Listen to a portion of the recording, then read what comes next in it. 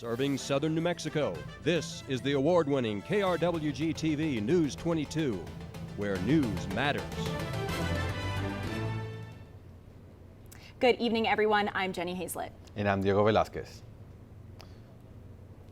A very tall little girl is paying a visit to the borderland. Her name is Amal. She's 12 feet tall and she's coming with a message.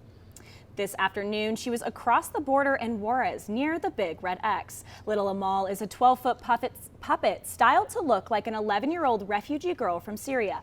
Everywhere she goes, she draws a crowd of people who want to touch her and learn her story. It's a story about the refugee and migrant crisis all over the world. And last night, hundreds of people gathered at different locations in El Paso to see little Amal. She has become a global symbol of human rights, especially those of refugees. News 22's Maddie's volunteer reports.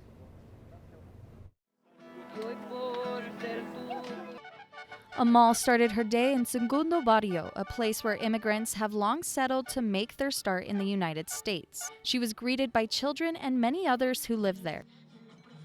She represents hope, and I think it's also a global recognition of immigration as an issue and the need to really welcome and the importance of us being involved in this issue and continuing to advocate, because even with all the attention immigration has gotten, we still don't have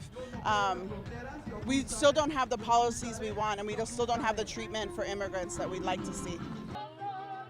Those who constructed Amal are from all over the world. They built her to bring theater to the masses, and now it has expanded into what they call the walk. She has now traveled more than 6,000 miles and more than 100 cities. Little Amal is here to show culture, diversity, unity, and to bring awareness to worldwide migration. And she has shown me what it means to be scared, to be alone, to be fearful in a place that you don't know. And at the same time, I have been learning what it means also to be welcomed. Bart is one of the puppeteers for Little Amal, and he says being inside of the puppet is difficult at times, but also beautiful. Because every single event is different, so it's always improvised, and it's always playing on what the community offers, which is fantastic because it gives you an opportunity to learn about the community, about its history. One place she visited was El Paso's Healing Garden, a place that memorializes the 23 people killed in the Walmart shooting on August 3rd, 2019. Being a current associate from Walmart, it means a lot for her coming and showing support for the families, the associates that were affected by that horrible, tragic incident. But all people are hoping Amal feels at home. I think she's going to be feeling at home over here despite she's coming from Syria. This is a pretty welcoming community. Everybody that comes to El Paso, to our borderland, to Juarez, to Las Cruces, feels at home.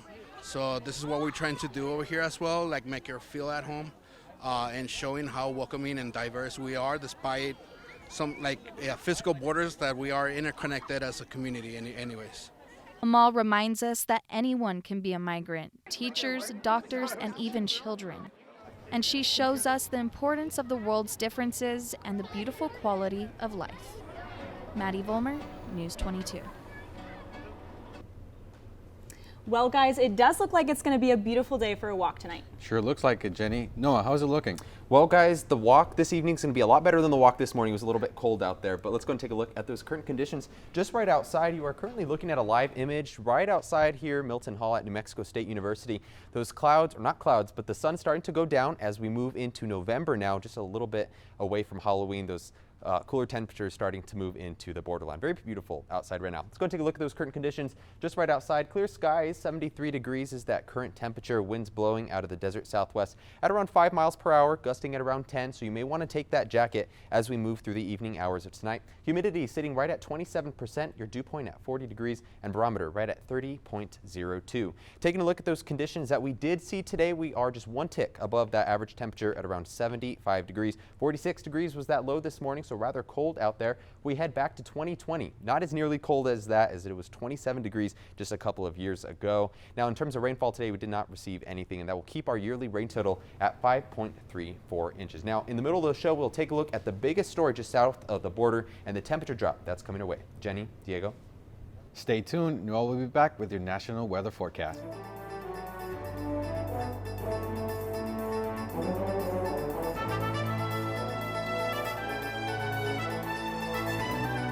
Welcome back. You're watching News 22 Thursday. Well, Diego, it looks like there's a lot of extreme weather going on in the world right now. Noah, what can you tell us about the recent hurricane?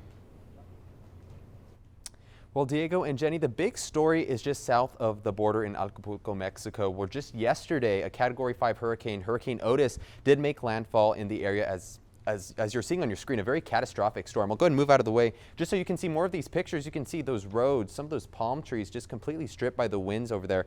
165-mile-an-hour winds, and that storm surge obviously pushing through the roads over there. That stadium also completely surrounded by water. This is just a devastating hurricane for that area, which was the strongest storm to hit that area in a long time. Now let's go and take a look at some of those stats on Hurricane Otis itself. Now go ahead and move to this side of the screen so you can see these. It made landfall yesterday at around 1:25 local time at around in the early morning hours. You can see rapid intensification for this storm. It started out as a Category 1 storm, tropical depression even, and within a matter of 12 hours became a Cat 5 storm, so residents had very little time to prepare for this system, and you can just see that because of that, unfortunately 27 folks did lose their lives and about 4 are still missing. 500,000 people are still without power in the area according to local officials in the area. Let's go and take a look at a current next map where you can see a lot of more of the lower 48 conditions. We're going to switch gears just a little bit, and the forecast timing for this next system stretching all the way from San Antonio up to the Chicago metro area.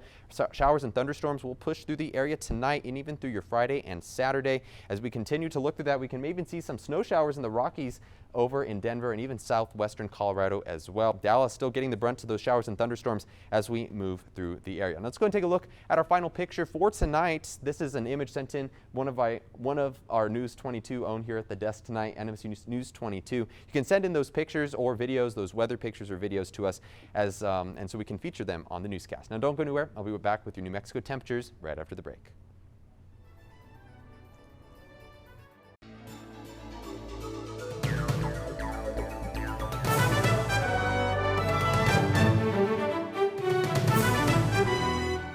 Well, welcome back to News 22 Thursday. Let's go and take a look at some of those temperatures around the state of New Mexico. Very nice, actually. 75 over in Clovis, 65 in Ruidoso, 73 in Cruces, and over in Deming, 73 degrees as well. Tomorrow, we'll heat it up and cool it down just a little bit in some places. Clovis will experience that cool down right around 68 degrees. However, if you come south here to the city of the Crosses, 80 degrees will be that temperature for tomorrow and 79 degrees in Deming.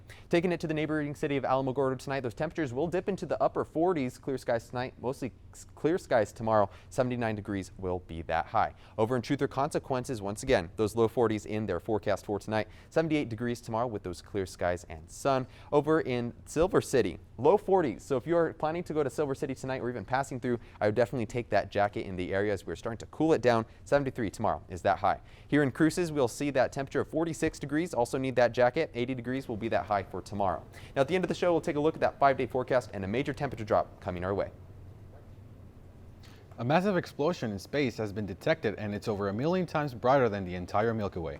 The gamma ray explosion witnessed by the James Webb Telescope and other observatories was the second brightest ever witnessed in over 50 years.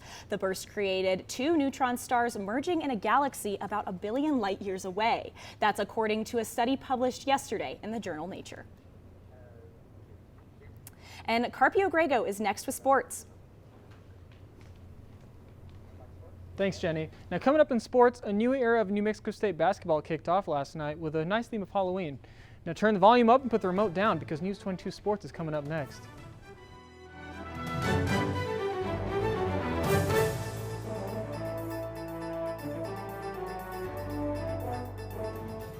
This is KRWG-TV News 22 Sports.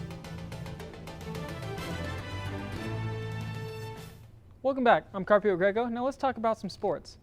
Last night, a new era of New Mexico State basketball kicked off with a very fitting theme of Halloween. Fans were lined up ready to enter and support their new team members, with some NMSU teams that came to support the event and giving out candy, having a raffle, and having a chance to see the players shoot some hoops. A performance from the cheer team led into the introductions of both the women's and men's lineups, ending with both coaches talking about their expectations for this upcoming season. And at the end, the players and coaches were able to line up for autographs and pictures with all the fans that came.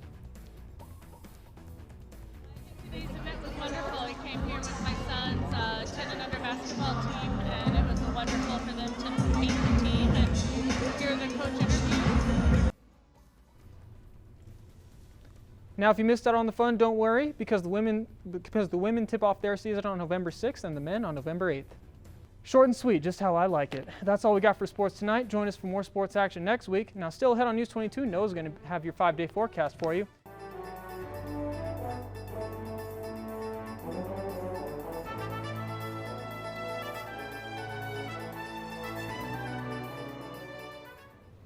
Let's go ahead and take a look at those top stories. A mass shooting suspect is at large in Maine after opening fire in 2 locations and killing at least 18 people. An urgent and extensive manhunt is underway to find him.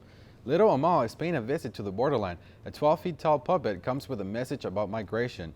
And fans were lined up ready to enter and support the basketball team as the new era of New Mexico State basketball started last night with the theme of Halloween hoops. And I'm super excited for the warm weather tomorrow. What's the rest of the week look like, Noah? Well, guys, I got to say that those temperatures will cool down by you can see your Sunday and Monday, even your Tuesday, 50 degrees with those low 30s in the forecast. So if you guys have any flannels, I would definitely say it's time to break them out. That's all for News 22 tonight. Thank you for joining us. Have a safe holiday weekend.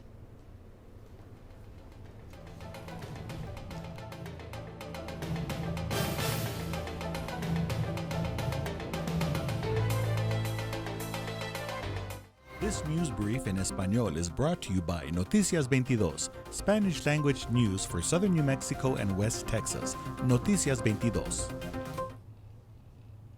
Hola, buenas noches. Mi nombre es Melanie Cepeda. Gracias por continuar en Noticias 22. El senador de Nuevo México, Martin Harris, intenta garantizar que los niños tengan suficiente comida y que los estados dispongan de dinero suficiente para pagarla. Junto con sus colegas senatoriales John Fedemar y de Pensilvania y Rafael Warnock de Georgia patrocinan a la ley Comidas Sanas para que los niños aprendan. El proyecto de ley aumentaría la cantidad de dinero federal que le reembolsa a los estados por el coste de alimentar a los niños en la escuela. Nuevo México es uno de los 4 estados que cuenta con un programa de almuerzos escolares. Día de los Muertos se acerca próxima semana, así es como la comunidad de las Cruces, Mesía, Doña Ana celebran Día de los Muertos. El Día de los Muertos es una fiesta mexicana que se celebra el 31 de octubre al 2 de noviembre de cada año. Es un momento que la gente da la bienvenida a las almas de los difuntos de vuelta al mundo físico por un corto tiempo. La gente se prepara para la fiesta construyendo ofrendas o altares o con fotografía de sus seres queridos, velas, flores en pachul y los alimentos favoritos de los difuntos. Se cree que las almas de los niños pueden regresar al mundo vivo durante 24 horas el 1 de noviembre y los adultos de 2 de noviembre. Muchas gracias por continuar